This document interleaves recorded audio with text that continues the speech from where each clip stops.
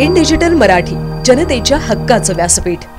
अंबरनाथ तहसील कार्यालयावर धडक मोर्चा कष्टकरी दलित आदिवासी संघटनेतर्फे तहसील कार्यालयावर धडक मोर्चा काढण्यात आला। वन विभागात गेलेल्या जमिनी आहेत त्या जमिनींना मालकी हक्क देण्यात यावा। प्रकाश नगर मधील सार्वजनिक स्वच्छता याची दुरावस्था झाली असून या परिसरामध्ये सुविधा उपलब्ध करून देण्यात याव्या। पिण्याचं पाणी, लाईटची घरपट्टी अशा विविध समस्यांसाठी धडक मोर्चा काढण्यात आला। या विविध मागण्यांसाठी तहसीलदार यांना निवेदन देण्यात आलं। मागण्या मान्य न झाल्यास आंदोलनाचा इशारा या संघटनेने दिला आहे। संदर्भात तुम्ही आंदोलन केलं।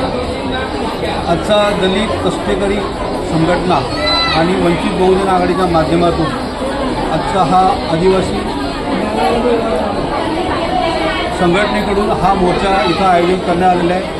तहसील कार्यालय त्यासोबत त्याचे अध्यक्ष शशिकांतजी भालेराव असतील, आमचे दिलीप सोनकांबळे, नरेशभाई गायकवाड, वंदेभाऊ परस्परार, भारतीय बौद्ध महासभेचे अध्यक्ष असतील, वंचित बहुजन आघाडीचे सर्व टीम यांचं आज तहसीलदारांना निवेदन देण्यात आलेलं आहे। त्या निवेदनामध्ये फार गंभीर समस्या आहे की ज्या फॉरेस्टमध्ये गेलेल्या जमिनी असतील त्या फॉरेस्टमधल्या जमिनीमधला त्यांना मालकी हक्क देण्यात यावा।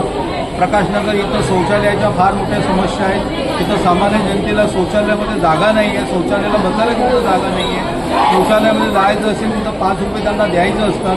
त्याच्याकरता तिथं प्रकाशनगर म्हणून अंबरनाथमध्ये असल्यास तिथं एक शौचालय नवीन बांधण्यात यावं असं या प्रकाशनगरच्या माध्यमातून आहे। आदिवासीमध्ये ज्या छोटे छोटे आदिवासी जे पॉकेट आहे त्या पॉकेटमध्ये पाण्याची फार मोठी समस्या आहे। तिथं पिण्याच्या पाण्याची समस्या असेल, तिथं रहिवाशांची समस्या असेल, लाईट बिलची समस्या असेल, घरपट्टीची समस्या असेल, अशा भरपूर मागण्या या वंचित बहुजन आघाडी आणि दलित कष्टकरी संघटनेच्या माध्यमातून आहे। त्या मागण्याकरता आज इथे वंचितचे कार्यकर्ते असतील, दलित आदिवासी संघटनेचे कार्यकर्ते खिया मांडून इथं बसलेले आहेत। जोपर्यंत तहसीलदार मॅडम इथं आम्हाला जोपर्यंत होकार देत नाही, आमच्या मागण्या मान्य करत नाही, इथला तोपर्यंत आदिवासी एक पण महिला असेल, पुरुष असेल, वंचितचे कार्यकर्ते असेल, भारतीय बौद्ध महासभेचे कार्यकर्ते कोणीच हटणार नाही आणि इथल्या मागण्या मान्य झाल्याशिवाय, कारण हा मतदारसंघ माननीय महाराष्ट्राचे मुख्यमंत्री एकनाथजी शिंदेसाहेब असतील, त्यांचे पुत्र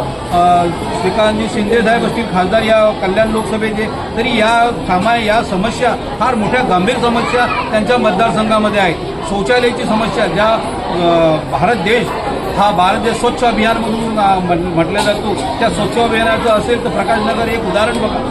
त्याच्याकडचा प्रामुख्याने शासनाने यावर प्रामुख्याने लक्ष द्यावं हेच निवेदन